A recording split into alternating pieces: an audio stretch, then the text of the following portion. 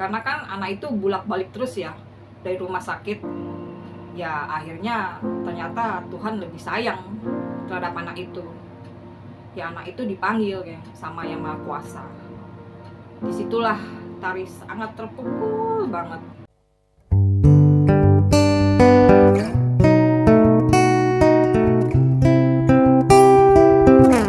Halo geng, kembali lagi nih ke cerita cinta.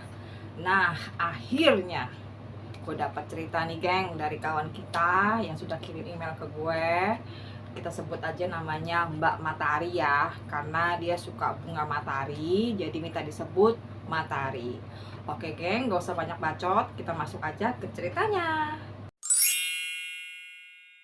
Jadi cerita ini dimulai di tahun 96-97 ya geng ya. Lebih tepatnya sebelum Krismon ya, krisis moneter 98 itu. Cuman kalau untuk keseluruhan cerita sebenarnya sih ini di masa transisi di generasi milenial dan generasi Gen X gitu ya, di antara tahun 90 dan 2000 begitu. Nah, untuk mempersingkat omongan gue nih, ucapan gue kan gue nggak mungkin ya nyebut namanya Mbak Matahari kepanjangan, jadi kita singkat aja ya geng ya. Di sini namanya Tari gitu ya. Jadi masa itu masa SMA Tari ya, masa dimana dia masih remaja, masih puber, masih ya belum banyak mikir tentang kehidupan lah ya. Dan saat itu dia kelas 2 SMA. Terus pas jam pulang sekolah, Tari pulang nih sama teman-temannya. Karena sekolahnya si Tari ini agak menjorok ke dalam, jauh dari jalan raya, mereka harus jalan dulu nih ke depan. Jalanan mereka ke depan, duduklah dia sama teman-temannya ini di halte nunggu angkot untuk mengantar mereka pulang. Terus dari kejauhan terdengar suara ya dulu mobil racing gitulah. Jadi ini jenis mobil tahun itu termasuk keren lah. Jadi jenis mobil Verosa geng, cuman yang sudah dimodif gitu lah, mobil kaula muda lah, yang ibarat anak balap kayak gitu. Nah karena derunya terdengar di telinga Tari dan teman-temannya, jadi secara spontan lah Tari dan teman-temannya nengok. Terus gak lama itu mobil melintasin Tari dan teman-temannya, dan sempat-sempatnya juga tuh si pemilik mobil nintinin. Nah secara spontan juga si Tari sama teman-temannya melambaikan tangan. Nggak taunya pemilik mobil puter balik geng, terus berhenti di depan mereka di seberang jalan gitulah. Terus keluar, ternyata cowok. Jadi waktu si Tari ngelambain tangan kan, karena mobil itu main cepat ya lewat ya, jadi mereka tuh nggak merhatiin pemiliknya. Cuman memang mereka feeling ini pasti cowok yang punya, karena kan mobil racing kayak gitu kan biasanya anak-anak muda lah yang suka kan. Ya kita sebut juga nih cowok namanya Bima ya geng ya. Terus si Bima ini nyebrang nyamperin mereka, terus ngajak kenalan lah mereka nih rame-rame tuh. Setelah kenalan itu si Bima ya mau nganterin mereka pulang lah gitu. Nah karena si Tari ini sama temen-temennya tinggalnya saling berdekatan gitu di lingkungan mereka itu, ya selain itu juga karena mereka rame-rame dan si Bima ini sendiri ya mereka nggak keberatan, ya mau lah, maksudnya nggak takut lah kayak gitu. Ya setelah itu si Bima nganterin lah cewek-cewek ini pulang ke rumah mereka masing-masing. Cuman ya setelah itu mereka lepas kontak. Jadi kan gini geng, tahun dulu itu tahun dimana ibaratnya orang punya HP itu istilahnya orang kaya gitu loh geng. Karena masa itu biasanya sih orang hanya punya telepon rumah ya. Jadi ya lepas kontaknya karena kan susah gitu loh, berhubungan intens tuh susah. Terus hari berlalu lah nih geng. Pada suatu kesempatan dan tanpa sengaja akhirnya si Tari dan si Bima ketemu di suatu mall gitulah. Nah saat itu si Tari lagi nggak sama teman-teman sekolahnya, dia lagi sama tetangganya lah. Nah pas ketemu itu biasalah mereka basa-basi bertegur sapa gitu. Terus juga si Tari ini kenalin temennya gitu loh ke si Bima ini. Nah karena mereka berdiri gitu kan di lorong mall gitu ya, nggak leluasa, si Bima ini ngajak makan, ngajak ngobrol gitu lah di restoran. Nah karena si Bima ini kayak ingin ngajak ngobrol berdua, cuman karena terhalang sama temennya si Tari ini, Ya si Bima nahan diri gitu loh. Terus setelah mereka ngobrol-ngobrol gitu, si Bima ini nganter pulang lah. Nah cuman pas si Tari mau turun dari mobil, nah karena si Bima ini lama-lama udah gak bisa nahan diri, dia narik tangannya si Tari untuk ya istilahnya nahan lah, untuk jangan turun. Ya temannya kan, teman si Tari ini ngeliat itu kan jadi tahu ya, otomatis dia paham kalau cowok ini ingin ngobrol berdua sama si Tari gitu kan. Ya temannya si Tari ini akhirnya turun dari mobil, nunggulah di luar mobil. Nah terus di dalam mobil itu si Bima si Tari ini ngobrol. Si Bima nanya, kamu kenapa sih nggak pernah nelpon aku kayak gitu. Jadi gini geng, si Bima ini ternyata punya handphone. Ya wajar ya, punya mobil, ya otomatis ya anak itu anak orang kaya ya. Nah si Tari ditanya gitu, dia nggak bisa jawab ya, diem aja. Soalnya kan gini ya, dia kan cewek, maksudnya kalau dia nelpon duluan kan kayak kegatelan kan, dia maksudnya jaga image dong. Dengan cara diam itu ya si Tari berharap si Bima ini tahu gitu loh kalau kenapa dia nggak nelpon gitu kan. Yang ngeliat responnya si Tari kayak begitu, si Bima ya ngerti juga gitu ya kalau memang cewek itu malu gitu kalau mau mulai duluan. Ya selanjutnya si Bima ngomong sama si Tari kalau dia tuh ada berapa kali nelpon ke rumah si Tari gitu loh. Ya mungkin si keluarganya Tari nggak ada ngomong kali ya, si Tarinya yang nggak tahu kalau si Bima ada nelpon dia.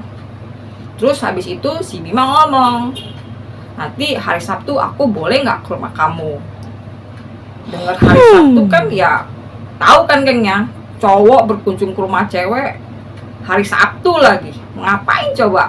Pacar, waktu kunjung pacar. Ya tapi karena si Tarinya nggak mau kegeeran, ya dia jawab ya iyalah. Nah tibalah nih hari yang ditunggu-tunggu, hari Sabtu.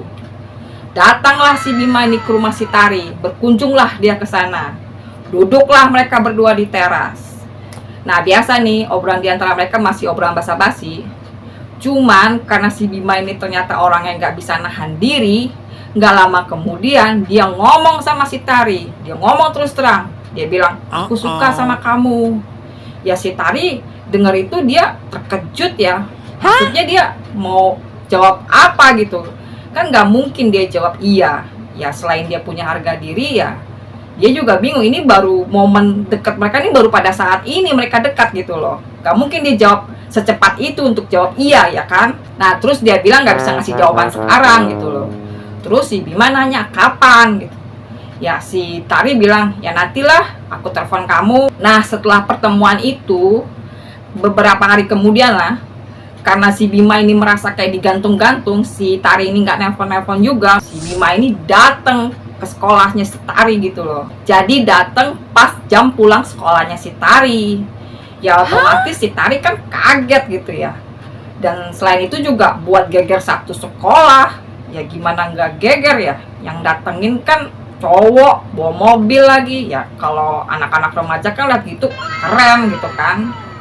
Nah selain itu juga jadi bahan gosip, karena kan teman-temannya si Tari ini kenal sama si Bima gitu kan.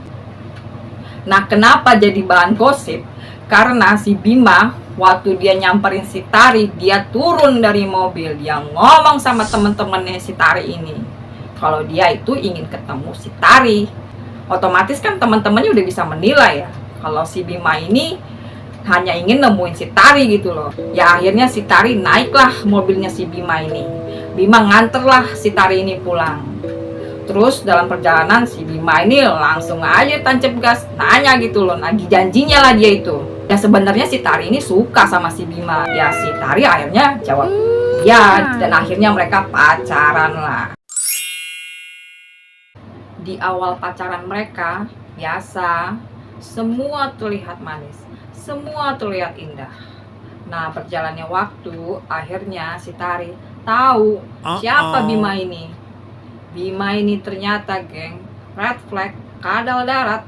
Jadi Bima ini kan anak kuliahan geng. Dia kuliah di salah satu kampus terkenal gitulah di Jakarta. Nah pada suatu hari di kampusnya si Bima ini ada ngadain acara musik gitu. Nah kebetulan si Tari punya temen nih anak band. Nah temennya ini ngisi acara di sana. Jadi si Tari ini datanglah dia ke sana. Pas di sana dia ngeliat pacarnya itu lagi sama cewek. Ups. Dan ceweknya itu bukan 1, 2, 3 gitu. Pokoknya di bawah panggung dia merhatiin cowoknya lagi sama cewek satu ke cewek yang lain. Dan cewek-cewek itu, si Tari itu kenal. Maksudnya tuh bukan kenal deket, pokoknya dia pernah lihat lah. Jadi gini geng, rumahnya si Bima ini modelnya kayak pavilion gitu. Nah, anak-anak mereka nih, di keluarga mereka itu kamarnya nggak jadi satu gitu sama rumah induk. Terus Bima ini kan 6 bersaudara, dia tuh anak ketiga. Nah, persis di atas dia dan di bawah dia, pokoknya kakak dan adiknya lah ya, itu sama kayak dia geng. Pokoknya 3 bersaudara ini sama kayak dia, sama-sama playboy abis. Untuk urusan cewek, 3 bersaudara ini pokoknya kompak banget. Pokoknya mereka ini bersekongkol banget lah. Jadi misalkan pacarnya si Bima nih 3-tiganya datang gitu ke rumah. Nah, nggak mungkin kan Bima nemuin 3-tiganya. Mau nggak mau kan hanya satu dulu kan, kayak ganti-gantian dulu gitu. 2 cewek ini bisa-bisanya nih, yang satu di kamar adiknya, yang satu di kamar kakaknya. Bukan di dalam kamar ya, maksudnya tuh di depan teras kamar-kamar mereka gitu. Nah, si Bima ini kan di rumahnya ada juga nih tinggal saudara-saudaranya, misalnya kayak sepupu gitulah. Nah, mereka ini suka nemenin cewek-cewek itu gitu. Jadi bukan 3 bersaudara ini aja yang kompak.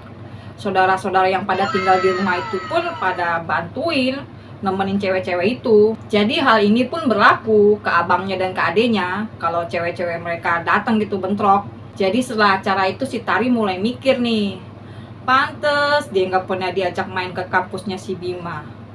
Dan kalau gitu cewek-cewek yang pernah dia lihat di kamar abangnya si Bima atau adiknya si Bima ya berarti salah satu di antara mereka pacarnya si Bima dong. Tapi si Bima hebat juga ya. Cewek-cewek kampus yang dipacarin si Bima ini kan bisa-bisanya ya akur, nggak berantem gitu kan. Walaupun istilahnya mungkin mereka nggak saling kenal ya, tapi kan pasti diantara mereka paham ya kalau mereka ini satu kampus gitu kan. Ya entahlah mulut buaya apa si Bima ini sampai cewek-cewek itu pada akur. Tapi sebenarnya ini berlaku ke si Tarinya juga. Pas kejadian itu juga si Tari bukannya protes ya, labrak gitu loh kelakuan cowoknya kayak begitu. Ini dia setelah itu malah ya diem aja. Ya mungkin yang mendasari sikap Tari ke Bima begitu, ya si Tari ini kan kenal Bima saat masih sekolah ya. Jadi ya istilahnya nih si Bima nih cinta pertama si Tari. Nah karena si Tari baru mengenal cinta, ya bisa dibilang Tari lagi lugu-lugunya lah. Jadi gampang juga dikadalin. Terus di usia 3 tahun hubungan mereka, ada badai nih yang membuat hubungan mereka retak. Putuslah mereka ini. Terus berapa bulan kemudian si Bima ngubungin si Tari, ngubungin ke handphone. Kan sudah 3 tahun ya geng ya. Jadi ya si Tari ini sudah lulus sekolah. Katanya juga dia sempat mengenyam di bangku kuliah cuman sampai D1 gitu. Nah habis itu dia kerja, jadi udah mandiri lah, udah punya uang lah untuk beli handphone. Jadi tanpa effort lebih Tari ini membuat kadal darat ini tunduk dengan sendirinya di kaki si Tari. Cowok ini nangis-nangis bicara di telepon. Dia bilang gak pernah sekangen ini sama cewek. Dan ternyata selugu-lugunya si Tari ada hal yang gak bisa didapetin si Bima. Dan itu jadi nilai plus di mata si Bima. Ya seperti kita ketahui bersama ya, cowok modelan Bima gini kan sudah pasti pergaulannya bebas kan. Nah di antara cewek-cewek Bima ini hanya si Tari lah yang istilahnya susah banget dirayu, gak mempan. Pokoknya si Tari ini gak bisa, gak mau menyerahkan mahkota. Nah dari situlah si Bima menilai kalau si Tari ini cewek terhormat, cewek gak gampangan. Setelah pembicaraan itu akhirnya mereka balikan lah nih. Terus selama balikan akhirnya si Tari ini melakukan juga hal bodoh. Akhirnya dia menyerahkan juga itu mahkotanya ke si Bima. Ya robeklah tuh sutranya. Cuman untungnya si Bima ini tetap setia. Dari dia nelpon si Tari ngajak balikan sampai akhirnya si Tari menyerahkan mahkotanya, ya si Bima ini udah meninggalkan cewek-ceweknya yang dulu. Jadi ceweknya ya hanya Tari aja udah. Karena hubungan mereka lama-lama makin serius, ya si Bima ini ngajak nikah. Sayangnya hal itu terkendala sama keluarganya si Tari, terutama sama orang tuanya Tari.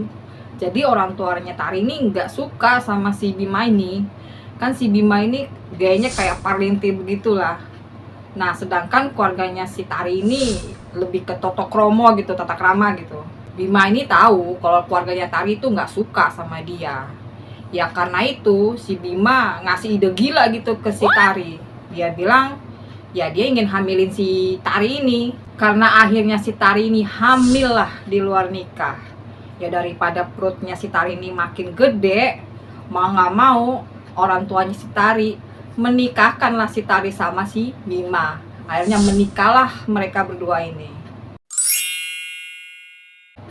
Menikah itu kan bukan hanya modal cinta ya, tapi juga butuh persiapan mental dan tentunya juga keuangan. Waktu pernikahan mereka itu si Bima itu masih kuliah, geng. Ya walau semester akhir ya, intinya dia masih kuliah. Kalau si Tari ini ya dia karyawan biasa begitu, yang nggak memiliki jabatan mumpuni gitu. Jadi ya dia pun nggak bisa banyak bantulah untuk keuangan di rumah tangga mereka. Jadi yang membantu keuangan di dalam rumah tangga mereka ya keluarga si Bima itu. Ya cuman kan mau sampai kapan ya? Terus ditambah lagi si Tari ini kan perutnya makin lama makin membesar. Ya dia nggak mungkin juga terus kerja di tempat itu. Nah si Bima ini nggak lama kan juga dia lulus kuliah. Dan ternyata setelah lulus kuliah dia ternyata anak papi, geng. Dia nggak mau kerja. Ya memang ya orang tuanya si Bima ini ada juga ngasih modal untuk Bima buka usaha. Tapi memang pada dasarnya si Bima ini anak papi ya. Semua usaha yang dibukain oleh orang tuanya nggak ada yang berjalan lancar. Dari situlah si Tari inisiatif kerja lagi. Ya walaupun akan menjadi karyawan biasa, tapi setidaknya dia sedikit-sedikit bisa membantu kebutuhan rumah tangga mereka. Akhirnya anak mereka dititiplah ke keluarganya si Tari. Seharusnya si Bima ya yang mengurus anak-anak mereka. Tapi karena si Bima ini anak papi, dalam arti dia bukan hanya begini ya ke orang tua ya minta uang ya. Ya otomatis anak kayak begitu ya pemalas. Ya karena itulah alasan Tari menitipin anak mereka. Nah ini nih yang bikin nyesek banget. Ya di sini sih orang tua nggak bisa disalahin ya. Karena kan kita menitipin anak ke orang tua aja sudah buat repot. Dan orang tua juga kan punya kehidupan sendiri gitu kan. Ya nggak mungkin kan menjaga anak kita terus menerus. Justru di sini anak jadi korban. Anak Tari itu jadi jatuh, geng, waktu main sama pembantu di rumah orang tuanya si Tari. Jadi jatuhnya itu kayak kecentik gitu, geng. Jadi waktu mereka main unggak-unggakan gitu tuh, jadi badannya si anaknya itu di kakinya si pembantunya keluarga mereka, terus merosot ke bawah. Jatuhlah di perutnya si pembantunya ini, kecentit lehernya, jadi kecetek gitulah. Setelah itu ya anak itu mengalami step, terus dirawat di rumah sakit. Dan itu dirawatnya bukan sekali dua kali. Jadi sembuh, keluar dari rumah sakit, step lagi, masuk lagi rumah sakit. Ya begitulah berulang-ulang. Setelah mengalami penderitaan yang cukup lama ya, karena kan anak itu bolak-balik terus ya dari rumah sakit. Ya akhirnya ternyata Tuhan lebih sayang terhadap anak itu. Ya anak itu dipanggil ya sama Yang Maha Kuasa. Disitulah Tari sangat terpukul banget. Dia mengalami stres berat ya, geng ya. Dan itu berdampak ke dalam rumah tangga mereka. Setelah kehilangan anak mereka itu ya, rumah tangga mereka itu jadi hawanya tuh panas mulu. Ya mereka jadi main salah-salahan gitulah. Pokoknya ribut terus. Ujung-ujungnya akhirnya jadi mereka tuh pisah, cerai. Selama perceraian itu yang gak mudah ya bagi Tari ya. Terutama melupakan anaknya ya. Dia bangkit pun jatuh bangun terus gitu. Karena kan ada rasa bersalah sih di diri Tari. Seharusnya dia ada untuk anaknya, tapi waktunya itu nggak ada untuk anaknya. Sebenarnya bukan hanya hal itu aja ya. hal-hal indah seperti anaknya pertama kali berdiri, atau momen anaknya pertama kali merangkak, atau pertama kali memanggil dia mama, ya sebenarnya sih sama aja ya. Karena maupun itu hal indah ataupun hal menyakitkan, ya semua itu hanya jadi tinggal kenangan. Dari semua itu ya si Tari akhirnya memutuskan untuk tidak tinggal di kota itu. Nah kali ini dia ingin benar-benar memulai hidup baru, tapi ya di kota lain. 7 tahun telah berlalu. Akhirnya mereka ketemu lagi. Jadi pada saat si Tari lagi pulang ke kotanya ya, pokoknya mereka tuh ketemu di suatu tempat gitu. Di dalam pembicaraan mereka, si Bima ini, mantan suaminya si Tari ini, ya dia bilang, dia minta maaf gitu. Pada saat pernikahan mereka itu, ya dia kaget gitu, tiba-tiba jadi seorang ayah, terus juga tiba-tiba jadi kepala rumah tangga gitu.